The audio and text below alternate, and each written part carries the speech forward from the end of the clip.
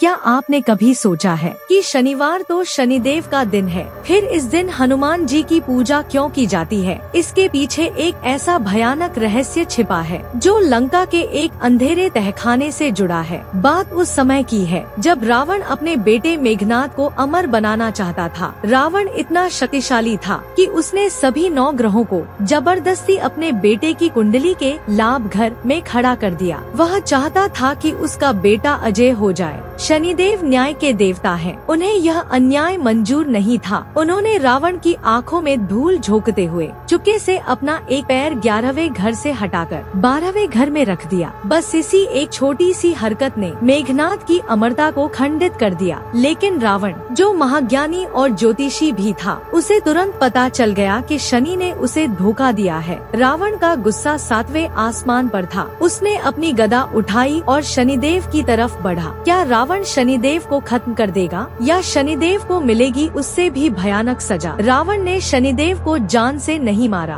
बल्कि उसने शनिदेव के पैर पर अपनी गदा से इतना जोरदार प्रहार किया कि उनका पैर हमेशा के लिए टूट गया। लेकिन रावण का बदला यहाँ पूरा नहीं हुआ। उसने शनिदेव को लंका के सबसे गहरे और अंधेरे तहखाने में उल्टा लटका दिया। एक ऐसी काल कोठरी जहाँ न हवा थी न रोशनी। वहाँ शनिदेव सालों तक दर्द से तड़पते रहे और उनका शरीर अकड़ गया। समय का पहिया घूमा और लंका में एक तूफान आया जिसका नाम था बजरंगबली। जब हनुमान जी लंका जला रहे थे, तभी उन्हें जलती हुई लंका के शोर के बीच जमीन के नीचे से किसी के कराहने की आवाज सुनाई दी। हनुमान जी उस तहखाने के पास पहुँचे और लोहे का विशाल दरवाजा उखाड़ फेंका। अंदर घोर अंधेरा था। जैसे ही हनुमान जी ने कदम बढ़ाया, जंजीरों में जकड़े शनिदेव चिल्लाए, रुको वानर, मेरे पास मत आना। मेरी वक्र दृष्टि जिस पर पड़ती है उसका सर्वनाश हो जाता है। अब क्या करेंगे हनुमान? क्या वो पीछे हट जाएंगे या शनि की विनाशकारी आंखों का सामना करेंगे? शनिदेव की चेतावनी सुनकर भी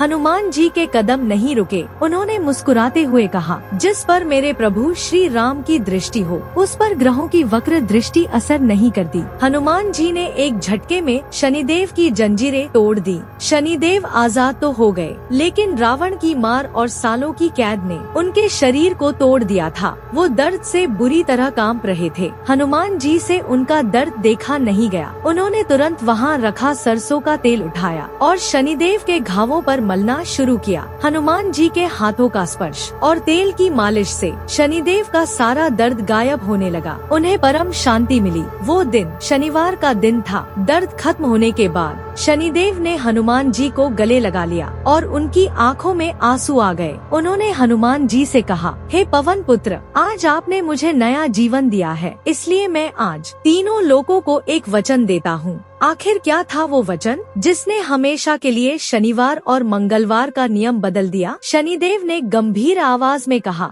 हे बजरंगबली, जिस तरह आपने आज शनिवार के दिन तेल लगाकर मेरे घावों को भरा है, मेरे दर्द को मिटाया है, मैं वचन देता हूँ कि जो भी भक्त शनिवार के दिन मुझ पर तेल चढ़ाएगा, उसे मेरे 7.5 के कष्टों से मुक्ति मिलेगी। लेकिन बात यहीं खत्म नहीं हुई। शनिदेव ने सबसे बड़ा राज अब खोला। उन्होंने कहा, हे हनुमान, आप मेरे रक्षक हैं, इसलिए आज से जो भी व्यक्ति आपकी पूजा करेगा, चाहे वो मंगलवार हो या शनिवार, मेरी वक्र दृष्टि उस पर कभी नहीं पड़ेगी। यमराज और काल भी उसका कुछ नहीं बिगाड़ पाएंगे। जो हनुमान की शरण में होगा, यही वो रहस्य है जिसकी वजह से हम कहते हैं कि शनि का उपाय करना है तो हनुमान जी को मनाओ, क्योंकि शनिदेव उस सिर को कभी झुकने नहीं देते जो हनुमान जी के चरणों में झुका हो। Outro call to action. अगर आप भी हनुमान जी और शनिदेव की कृपा चाहते हैं तो कमेंट में जय शनिदेव, जय बजरंगबली जरूर लिखें।